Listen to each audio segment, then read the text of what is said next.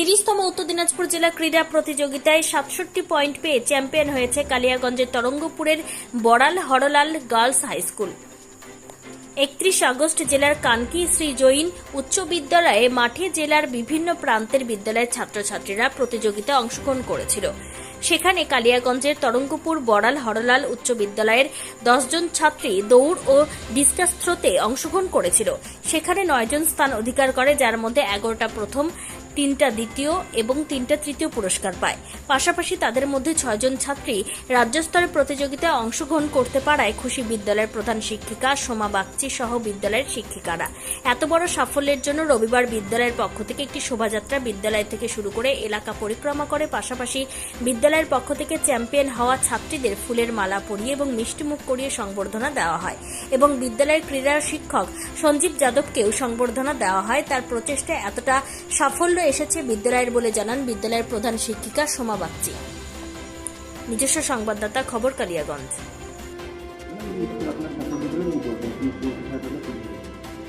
হ্যাঁ, 30তম জেলা বিদ্যালয় ক্রীড়া প্রতিযোগিতায় আমাদের বিদ্যালয়ের অ্যাথলেটিক মিটের ছাত্রীরা এবারে 67 পয়েন্ট পেয়ে জেলা বিদ্যালয় ক্রীড়া প্রতিযোগিতায় চ্যাম্পিয়ন হয়েছে। তৎসহ 6টা মেয়ে আমাদের এবার স্টেট খেলবে। তো এই প্রোগ্রামটা পুরোটাই হয়েছে কানকি শ্রী জৈন বিদ্যা মন্দিরের আয়োজিত, আর জেলা বিদ্যালয় ডিস্ট্রিক্ট স্পোর্টস অ্যান্ড গেমসের কাউন্সিল যেটা আছে তাদের সহযোগিতায়। কোন কোন ইভেন্টে অংশগ্রহণ করে এই ধরনের করা হবে? আমাদের মেয়েরা রান, থ্রোয়িং, দুটো ইভেন্টে। এবার রানে সবগুলোই মোটামুটি 3000, তারপরে 1500, 400, 800, 600 সবগুলোতেই ফার্স্ট। টোটাল আমাদের মেয়েরা 10 জন অংশগ্রহণ করেছিল, তার মধ্যে 9 জন। খুবই আনন্দিত, কারণ এককভাবে গার্লস স্কুলের পক্ষে এককভাবে এতগুলো পয়েন্ট তুলে নিয়ে আসা, সেটা সত্যি আমাদের খুব পুলকিত করেছে এবং আমরা ভীষণভাবে আনন্দিত এবং গর্বিত।